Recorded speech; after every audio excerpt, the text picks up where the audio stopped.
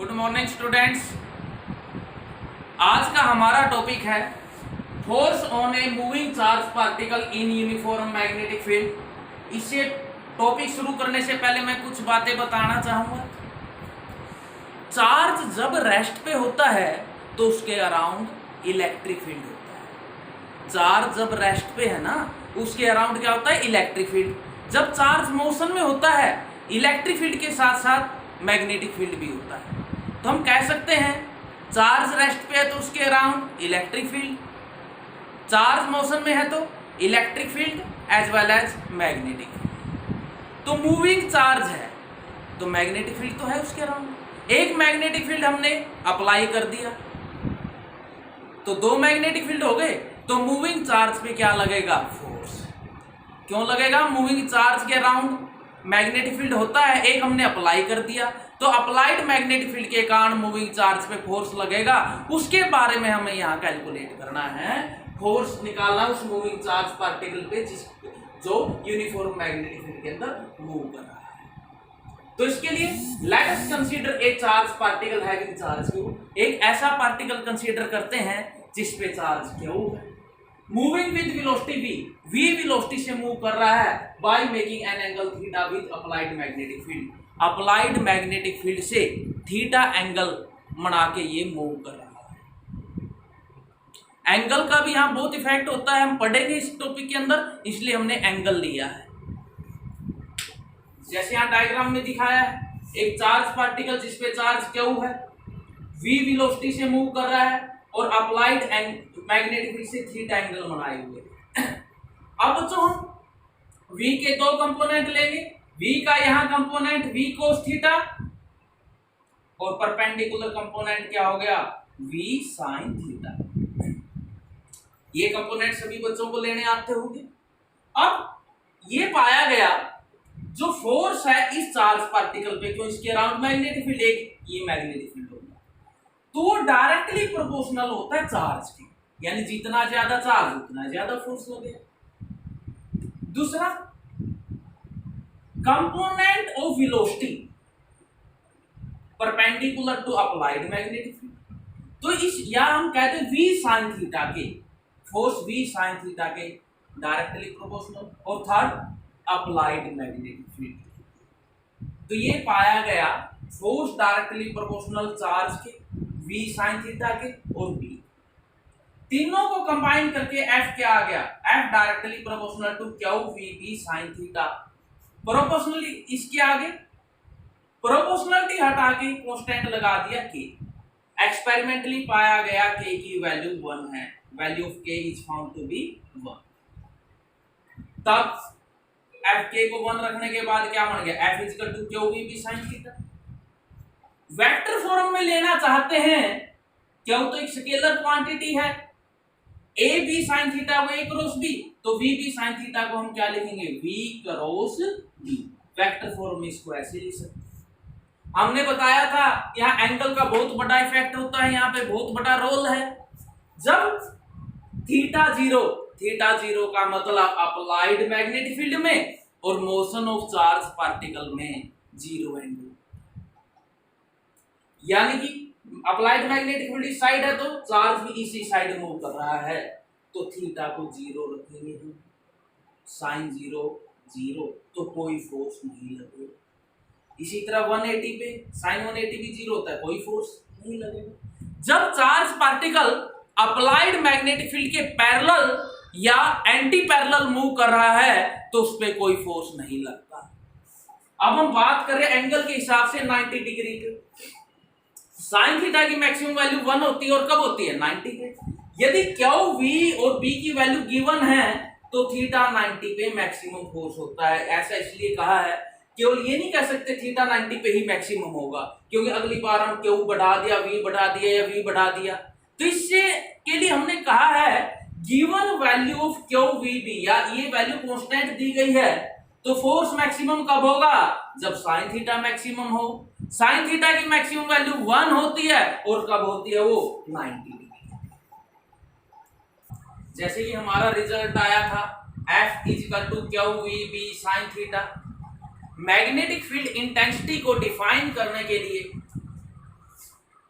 हम कंसीडर करते हैं Q equal to 1, unit charge V को भी 1, यूनिट वेलोसिटी थीटा 90 साइन 90 1, ये 1 ये 1 ये 1, तो F इक्वल टू B या B equal to F।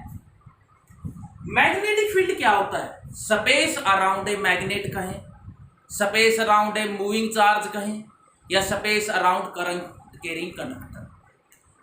Moving charge के अराउंड भी magnetic field, current carrying conductor के अराउंड भी मैग्नेटिक फील्ड, मैग्नेट के अराउंड भी magnetic field. Space around a magnet in which its influence can be felt, उसको मैग्नेटिक फील्ड बोलते हैं। जैसे इलेक्ट्रिक फील्ड है, ये magnetic field. Electric field intensity first unit में की थी, अब मैग्नेटिक फील्ड इंटेंसिटी उसी तरह से। Strength of magnetic field at any point is called magnetic field intensity at that point. तो वापस टॉपिक पर आते हुए, magnetic field intensity at any point may be defined as force, force के equal होगी ना। Magnetic field intensity at any point, वो point कहां होगा? मैग्नेटिक फील्ड के अंदर। May be defined as force experience by, किसके द्वारा? Unit charge moving with unit velocity in a direction perpendicular to applied magnetic field. दोबारा देखेंगे, मैग्नेट, यहां से ये याद करने की बजाय इसी से ये स्टेटमेंट हो जाएगी। Magnetic field intensity at any point may be defined as force experience by unit charge moving with unit velocity in a direction perpendicular to applied magnetic field. देखो F Q v sine theta है, B क्या हो गया यहां से? F upon Q v sine theta. Dimensional formula है वो निकाल ले यहां से। फोर्स के लिए m1 l1 t-2, चार्ज के लिए at, वेलोसिटी के लिए lt-1, साइन थीटा डायमेंशनलेस है। तो इसको कैलकुलेट करके क्या आ गया? m1 l0 t-2 a-1, ये मैग्नेटिक फील्ड के लिए डायमेंशनल फॉर्मूला। अब SI यूनिट, फोर्स के लिए न्यूटन, चार्ज के लिए कूलम, वेलोसिटी के लिए metre per second, sine theta unit less है।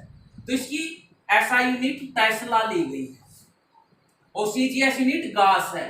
एक टेस्ला में 10 की पावर 4 गास होते हैं। 1 tesla equal to 10 raise to power 4 gauss. अब हम यहाँ 1 टेस्ला को भी डिफाइन कर लें, तो इसके लिए हमने कंसीडर कर लिया, चाहे यहां से कर लो, Q 1 coulomb, velocity 1 metre per second, theta 90 sign 91 हो जाएगा, फोर्स को 1 न्यूटन।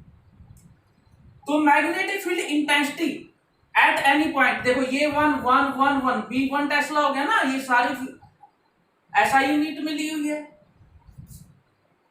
तो magnetic field intensity at any point is said to be 1 tesla if a charge कितना? 1 coulomb, moving with velocity 1 metre per second in a direction 90 का मतलब perpendicular किसके? Applied magnetic field के, और experience a force of 1 Newton. दोबारा देखेंगे, इन सभी को 1 1 1 रखने के बाद B कितना आ गया? 1 tesla. Magnetic field intensity at any point is said to be 1 tesla when a charge of 1 coulomb moving with a velocity of 1 meter per second in a direction perpendicular to applied magnetic field and experience a force 1 Newton। अब हम बात करेंगे force की direction की। Direction of force is given by Fleming left hand rule. तो force की direction Fleming left hand rule से दी जाती है। इस रूल के अनुसार first finger, second finger, thumb को इस तरह से स्ट्रेच करते हैं कि म्यूचुअली परपेंडिकुलर हो, आपस में एक दूसरे के परपेंडिकुलर। जैसे लिखा हुआ है, according to this rule if we stretch first finger, central finger, ये फर्स्ट फिंगर होगी, central finger, thumb, in such a way they are mutually perpendicular to each other. तो अब जो फर्स्ट फिंगर है ये होगी हमारी, ये अप्लाइड मैग्नेटिक फील्ड की डायरेक्शन देगी। First finger represent the direction of applied magnetic field, central finger represent direction of current कह दें या direction of motion of positive charge particle, क्योंकि करंट की डायरेक्शन क्या होती है? जो पॉजिटिव चार्ज के मोशन की होती है। और ये थंब किसकी डायरेक्शन रिप्रेजेंट कर रहा है? Force experience by given charge particle. दोबारा देखेंगे, direction of force given by Fleming left hand rule. According to this rule, we stretch first finger, central finger and thumb in such a way they are mutually perpendicular to each other. Then first finger represent the direction of applied magnetic field, central finger represent the direction of current or direction of motion of positive charge particle, and thumb represent the direction of force. जैसे यहाँ पे ये applied magnetic field की, charge particle की, तो force इस तरह से देखो, लिखने में तो यहाँ, लेकिन फोर्स की डायरेक्शन इस तरह से हो.